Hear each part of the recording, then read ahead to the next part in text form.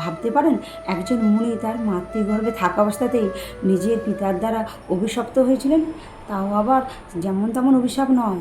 তার পিতার অভিশাপ ছিল তার জন্মের সময় তার 8টি অঙ্গ হবে বাঁকা এবং নাম হবে অষ্টাবক্র। আগে হ্যাঁ, পুরাকালে এমনই এক নির্মম ঘটনার মধ্য দিয়ে জন্মগ্রহণ করেছিলেন অষ্টাবক্র মুনি। তবে এখানেই এই ঘটনা শেষ নয়। এই মুনি নিজের মেধা, প্রজ্ঞা ও তপস্যার দ্বারা মুক্তিও পেয়েছিলেন সেই বিকলাঙ্গতার অভিশাপ থেকে। শুধু তাই নয়, তার হাতেই রচিত হয়েছিল অষ্টাবক্র গীতা। এছাড়াও সূর্যবংশীয় রাজা ভগীরথকে নতুন জীবনদান করে তাকে নির্বংশ হওয়ার হাত থেকে বাঁচিয়েছিলেন এই অষ্টাবক্র মুনি। পরবর্তীকালে সেই বংশে জন্মগ্রহণ করেছিলেন মর্যাদা পুরুষোত্তম শ্রীরামচন্দ্র। আবার বক্রেশ্বর, শির্ব ও সতীপীঠের সাথেও জড়িয়ে আছে এই মহাজ্ঞানী মুনি নামে। প্রিয় দর্শক, আজ আমরা জানব সেই অষ্টাবক্র মুনির কথা। তার জন্ম, পিতা পৈতৃক প্রদত্ত অভিশাপ, শাপমোচন, রাজা ভগীরথ, বক্রেশ্বর সহ তার জীবনের সমস্ত খুঁটিনাটি তথ্য থাকছে এই ভিডিওতে। আপনারা নিশ্চয়ই অরুণীর কথা শুনে থাকবেন। সে যুগে গুরু গৃহে অবস্থান করে শিক্ষা গ্রহণ করার একটা রীতি ছিল। তাই ছেলেবেলায় অরুণী ও অভিমন্যু ও বেদ নামে 3 জন শিষ্য তাদের গুরু অহর্ধক মুনির আসলে বিদ্যা শিক্ষা করতে গিয়েছিলেন।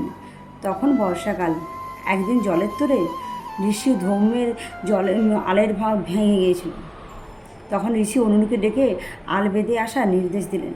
গুরুর আজ্ঞা পালনের জন্য অরুণী আল মেরামতের উদ্দেশ্যে মাঠে পৌঁছালেন, কিন্তু জলের তীব্র বেগের কারণে তিনি কিছুতেই আল বাঁধতে সক্ষম হচ্ছিলেন না। অন্যদিকে আল বাঁধতে না পারলে তার গুরুর আদেশ অমান্য করা হবে ভেবে তিনি নিজেই ভাঙা আলের স্থানে শুয়ে পড়েন এবং জলের গতি রোধ করলেন। এদিকে দিন গড়িয়ে সন্ধে হয়ে পড়ল।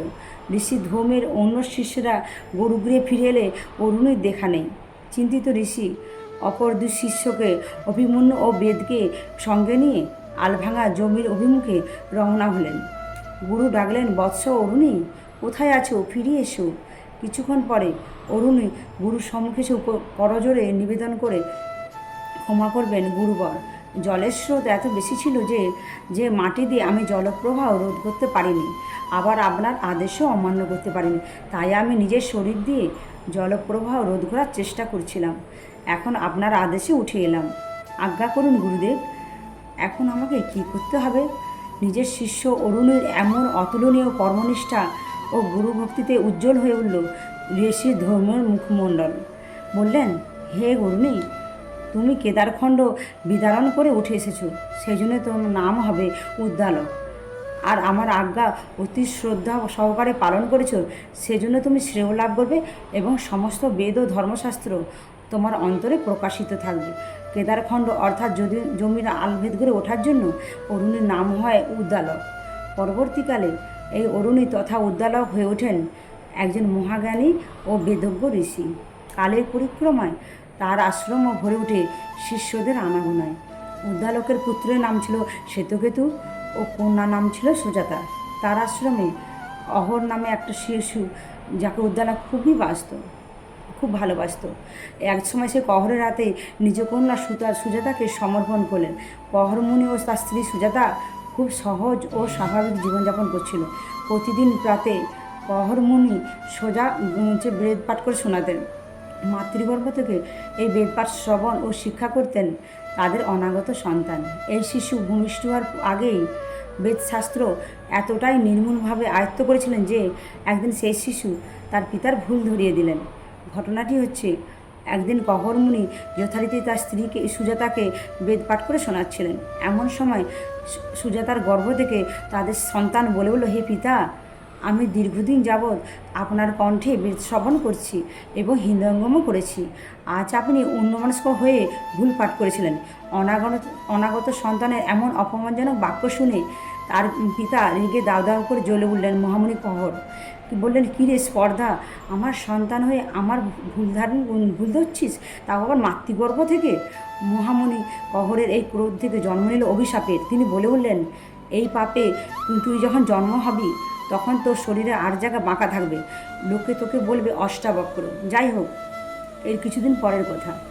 একদিন রাজর্ষি জনক ঘোষণা করলেন, যিনি তার সভায় শাস্ত্রযুক্তিতে তার সভা পণ্ডিত বন্দীকে পরাজিত করতে পারবেন, তার আর কোনো অভাব থাকবে না। ঘোষণাটি পৌঁছালো মহামুনি কহরের কাছে। মহামুনি কহরের সংসারে তখন দারুণ অভাব। তাই তিনি ভাবলেন, রাজসভায় গিয়ে যদি বন্দীকে পরাজিত করে যদি কিছু ধনদৌলত উপার্জন করতে পারি খুব ভালো, তবে কিন্তু বিধি বাম। কিন্তু কহরমুনির ভাগ্য ছিল এর বিপরীত। রাজপণ্ডিত বন্দির কাছে তর্কযুদ্ধে দারুণভাবে পরাজিত হলেন কহরমুনি। আর সেই তর্কযুদ্ধের শর্ত অনুযায়ী কহরমুনিকে জলে ডুবিয়ে দেওয়া হলো। এর কিছুদিন পরে জন্ম নিলেন অষ্টাবক্র মুনি।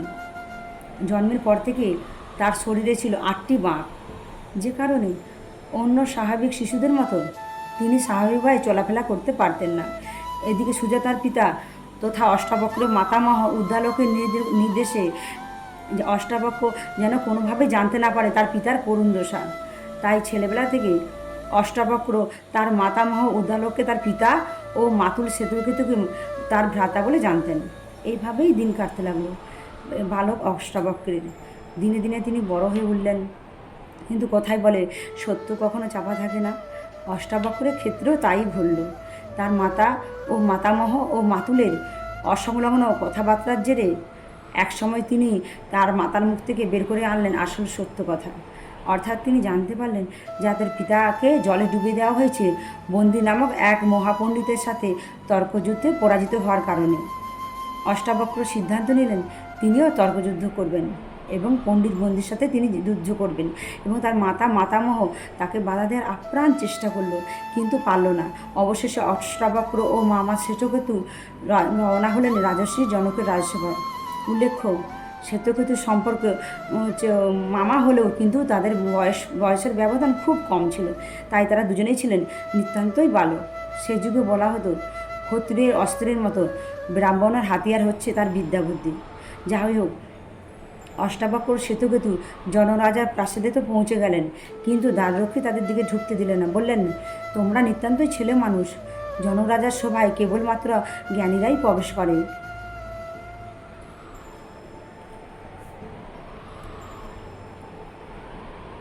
বললে, তোমরা নিতান্তই ছেলে মানুষ, জনরাজার সভায় কেবল জ্ঞানীরাই প্রবেশ করতে পারে। একথা শুনে অষ্টাবক্র বলেন, আমরা সমগ্র বেদশাস্ত্র খুব ভালোভাবে অধ্যয়ন করেছি, তাই বয়স কম হলেও আমরা জ্ঞানী। অতএব ভিতরে যারা আমার দিকে অনুমতি দেন, দেখি জনরাজার সভায় কত বড় তার্কিক পণ্ডিত আছে। দ্বারপাল বলেন, তোমরা বড্ড ছেলে মানুষ, এ কাজ আমি করতে পারি না। অষ্টাবক্র বলেন, কে জ্ঞানী সেটা বয়স দিয়ে বিচার করবেন না। ভেবে দেখুন, অনেকের বয়সের ভার বাড়লেও কিন্তু বুদ্ধিতে তারা হালকাই থাকে। যেমন ধরুন, তুলো গাছের ফল পেকে গেলেও হালকাই থেকে যায়। অষ্টাবক্রের কোথায় মুগ্ধ হলেন দ্বারপাল এবং তাকে ভিতরে যাওয়ার অনুমতি দিলেন। রাজসভায় প্রবেশ করে অষ্টাবক্র বললেন যে তারা সবার শ্রেষ্ঠ তার্কিক পণ্ডিতের সঙ্গে তর্কযুদ্ধে নামতে চান। জনরাজা বললেন, বেশ তো, তবে তার আগে এই আমার সামান্য ধাঁধার উত্তর দাও দেখি। বলো, 12টা ভাগে 30টা টুকরো আছে, আবার 24টা ভাগে 360টা টুকরো আছে। অষ্টাবক্র সঙ্গে সঙ্গে বললেন, একটা বছর, যা 12 মাসে ভাগ করা যায় 30টি মাসে, 30টি, আবার 24টা ভাগে 360টা টুকরো আছে। অষ্টাবক্র সঙ্গে সঙ্গে বললেন, একটা বছর, যা 12 মাসের ভাগে প্রতিটি মাস 30 দিনের টুকরো ভাগ হয়। এটাই আবার 360 দিনে 12টি পূর্ণিমা আর 12টি অমাবস্যায় ভাঙা যায়। অষ্টাবক্রের উত্তর শুনে রাজা রীতিমতো বিস্মিত হলেন। তারপর বলেন, বলো দেখি, কোন প্রাণী ঘুমোলেও চোখ বুঝে না? কে জন্মানোর পরে স্পন্দিত হয় না? কোন বস্তু বেগে বৃদ্ধি পায়? অষ্টাবক্র হেসে উত্তর দিলেন, মাছ ঘুমোলেও চোখ বজে না, ডিম জন্মেও স্পন্দিত হয় না, আর নদী তার বেগের দ্বারা বৃদ্ধি পায়। উত্তরগুলো শুনেই জনরাজা বুঝলেন এ বালক সত্যিই জ্ঞানী। তিনি বললেন, অসাধারণ তোমার বুদ্ধি, তুমি অবশ্যই সবাই আসতে পারো, কিন্তু মনে রেখো, সেখানে আছেন সর্বশ্রেষ্ঠ তার্কিক পণ্ডিত বন্দী। তাকে কেউ কোনোদিনও তর্কে পরাজিত করতে পারেনি, আর তিনি যখন কাউকে তর্কে পরাজিত করেন তখন তাকে জলে ডুবিয়ে দেন। অষ্টাবক্র বলেন, হে রাজন, আপনি ভয় পাবেন না। উনি কখনো সেরকম পণ্ডিতের সামনে আসেনি বলে এমন মিথ্যে ধারণা হয়েছে। আমার সঙ্গে তর্কবিদ্যায় ওনার দর্প চূর্ণ হয়ে যাবে। যাই হোক, এবার রাজা জনকের সভায় অষ্টাবক্র আর বন্দী মুখোমুখি হলেন। শুরু হলো এক প্রবল তর্কযুদ্ধ। বন্দি বললেন, আমি যা বলবো দেখি তুমি তার ঠিকটা পরেরটা মিলিয়েও বলো পারো কি না। যেমন সূর্য যদি এক হয়, দুই বলতে কি বোঝো? অষ্টাবক্র সঙ্গে সঙ্গে বললেন, জগতে সূর্য একটি আর রথের চাকা দুটি। বন্দি বললেন, তিন বলতে বুঝি তিন ভুবন, স্বর্গমত্ত পাতাল। অষ্টাবক্র হেসে বললেন, পণ্ডিত, আপনি তিনি যদি বলেন ভুবন, তাহলে চালে তাহলে দিক, উত্তর পশ্চিম দক্ষিণ পূর্ব পশ্চিম আমার কথা ঠিক। বন্দি বলেন, আমাদের শরীরে 5টি ইন্দ্রিয়। এবার অষ্টাবক্র উত্তর দিলেন, 5 ইন্দ্রিয় 6 ঋতু। উত্তর দিলাম এই হেতু। এইভাবে অষ্টাবক্র যখন একে একে সমস্তের প্রশ্ন উত্তর দিয়েছে, তখন বন্দি একটু রেগে গিয়ে বললেন, 7 বলতে বোঝায় 7 ঋষি, অর্থাৎ সপ্তর্ষি। তাহলে 8 বলতে কি বোঝো? অষ্টাবক্র হেসে বলেন, সপ্তর্ষি যদি হয়, অষ্টবর্ষীও কেন নয়? এভাবেই তর্ক আগাতে লাগলো, কঠিন থেকে কঠিনতর পর্যায়ে। অবশেষে এক সময় পণ্ডিত বন্দি নিজেই আটকে গেলেন নিজের কথায়। এ কথা সম্পূর্ণ করলেন অষ্টাবক্র। অর্থাৎ তর্কযুদ্ধে বন্দি পরাজিত হলেন, অষ্টাবক্র জিতে গেলেন। অষ্টাবক্র বললেন, রাজা বললেন, অষ্টাবক্র, তুমি বন্দিকে পরাজিত করতেছো তোমার বুদ্ধিতে, সে এখন তোমার অধীন, তুমি বন্দিকে এখন যেমনভাবে খুশি ব্যবহার করতে পারো। অষ্টাবক্র তার উত্তরে বলেন, এই বন্দিকে আমার কোনো প্রয়োজন নেই, বরং আমার ইচ্ছা ও যেভাবে সবাইকে তর্কযুদ্ধে হারিয়ে জলে ডুবিয়ে দিয়েছেন, ঠিক তেমনই ওকেও এক্ষুনি জলে ডুবিয়ে দেওয়া হোক, এটাই ওর উপযুক্ত শাস্তি। বন্দি বললেন, হে জ্ঞানী অষ্টাবক্র, আপনার আদেশের জন্য আপনার কাছে আমি কৃতজ্ঞ। আপনার কোথায় জলে ডুবিয়ে দিলে আমার মঙ্গল হবে, এবং আমার স্বয়ংবর তিনি আমার জলের দেবতা, এবং জলে গেলে আমার কোনো ক্ষতি হবে না, এবং বরং আপনার কথাতে আমরা কোথাতে যে জলে যাব, আমার পিতার কাছে আমি পৌঁছে যাব জলে গিয়ে। আমার পিতা আমার জন্য অপেক্ষা করছে, এবং এর আগে যাদের দিকে আমি তর্কযুদ্ধে পরাজিত করেছি, কিন্তু কাউকে আমি হত্যা করিনি, এবং ওনাদের সবাইকেই পাঠিয়েছি আমার পিতা বরুণদেবের কাছে, কারণ তার বিশেষ যজ্ঞের জন্য কিছু জ্ঞানী ব্রাহ্মণের প্রয়োজন ছিল। ওনাদের সবাই এবার ফিরে আসবে। আর জ্ঞানী অষ্টাবক্র, আপনার পিতা অহরমণির সঙ্গে এবার আপনার দেখা হবে, ঠিক যেমন আমি আমার পিতা বরুণদেবের সঙ্গে দেখা করব। জ্ঞানের জন্য অষ্টাবক্রকে অভিশপ্ত হতে হয়েছিল তার জন্মের আগেই, আর সেই জ্ঞান সার্থক হলো যখন তিনি তার অভিশাপ দেওয়া পিতাকে ওই জ্ঞান আর বিদ্যা দিয়ে উদ্ধার করলেন বন্দির হাত থেকে। পরবর্তীতে রাজর্ষি জনক ও অষ্টাবক্র মুনির কাছে জ্ঞান মুক্তি ও বৈরাগ্য লাভের উপায় জানতে চেয়েছিলেন। তার জিজ্ঞাসার উত্তরে অষ্টাবক্র মুনি বলেন, তা পরবর্তীতে অষ্টাবক্র গীতা নামে পরিচিত, 20টি অধ্যায়ে সেটা সংকল্পিত। এটি অর্থপর ও সময়দর্শীর বাদে গভীর আলোচনা করা হয়েছে। তবে এখানেই শেষ নয়, একটু পরেই জল থেকে বেরিয়ে এলেন অষ্টাবক্র মুনির পিতা কহর মুনি, বেরিয়ে এলেন অন্যান্য পরাজিত ব্যক্তিরা। সন্তানের এই সাফল্যে কহরমণি খুবই খুশি হন এবং গর্ববোধ করতে থাকলেন। এরপর তিনি তার পুত্রকে আশীর্বাদ করে বললেন যে, হে বৎস, সমঙ্গ নদী জলে স্নান করো, তবে তোবা অঙ্গ বিকৃতি দূর হবে। একথা শুনে অষ্টাবক্র মুনি পিতাকে প্রণাম করে আবারও বেরিয়ে পড়লেন সমঙ্গ নদীর খোঁজে। সমঙ্গ অর্থাৎ সমান গতিতে বয়ে চলেছে যে নদী। বহু কাল ধরে পথ চলতে লাগলেন এই মহাজ্ঞানী অষ্টাবক্র। সেই সময় সূর্যবংশ তথা ভগবান শ্রী রামচন্দ্র যে বংশে জন্মগ্রহণ করেছিলেন, সেই বংশে পুরুষশূন্য হয়ে নির্বংশ হতে বসেছিল। ব্রহ্মার অনুগ্রহে ওই বংশের রাজার জন্ম হয়েছিল বটে, কিন্তু তার শরীর ছিল অস্থিশূন্য। রাজা ভগীরথের জন্ম হয়েছিল তার মাতা ও বিমাতার মাধ্যমে। কোনো পুরুষের ঔষধে জন্ম না হওয়ার ফলে তার শরীরে কোনো অস্থি বা হাড় ছিল না, তাই তার চলাফেরার ধরন ছিল অনেকটা অষ্টাবক্রের মতো। অষ্টাবক্র যখন পিতার নির্দেশ মতো সমঙ্গ নদী খুঁজে বেড়াচ্ছিল, সেই সময় একদিন তার সঙ্গে দেখা হলো রাজা ভগীরথের। তিনি দেখলেন তাকে ব্যঙ্গ করে কেউ হাঁটছে, ঠিক তার মতন করেই পথ চলছে দেখে এদিকে ভয়ঙ্কর রকম ক্ষুদ্র হলেন অষ্টাবক্র মুনি। তিনি বলেন, যদি এই ব্যক্তি আমাকে ব্যঙ্গ করে চলে, তাহলে সে এখনই আগুনে পুড়ে ভস্মীভূত হয়ে যাক, আর যদি সে সত্যিই বিকলাঙ্গ হয়, তাহলে আমার আশীর্বাদে সে সুস্থ হয়ে স্বাভাবিক শরীর প্রাপ্ত করুক। ঋষি অষ্টাবক্র আশীর্বাদে তখন সঙ্গে সঙ্গে ভালো সুস্থ শরীর প্রাপ্ত হলেন রাজা ভগীরথ, এবং তখন গবাদি মরতে এলেন এবং 60,000 বংশধর তথা পূর্বপুরুষকে কপিল মুনির অভিশাপ থেকে মুক্ত দিলেন, এবং সূর্যবংশকেও নির্বংশ থেকে হাত থেকে রক্ষা করলেন রাজা ভগীরথ। এর মাধ্যমে ত্বরান্বিত হলো শ্রীকৃষ্ণের অবতার রামচন্দ্রের জন্ম। যাই হোক, রাজা ভগীরথকে আশীর্বাদ করে আবারও পথ চলতে লাগলেন অষ্টাবক্র মুনি। সমঙ্গ নদীর খোঁজ করতে করতে অজানা এক গ্রামে এসে পৌঁছালেন অষ্টাবক্র। সেই গ্রামে জনবসতি ছিল না বললেই চলে, 4-5টা ছিল, ঘন জঙ্গলে ঘেরা। এখানে ঘুরতে ঘুরতে একটি শিবলিঙ্গের খোঁজ পান অষ্টাবক্র মুনি।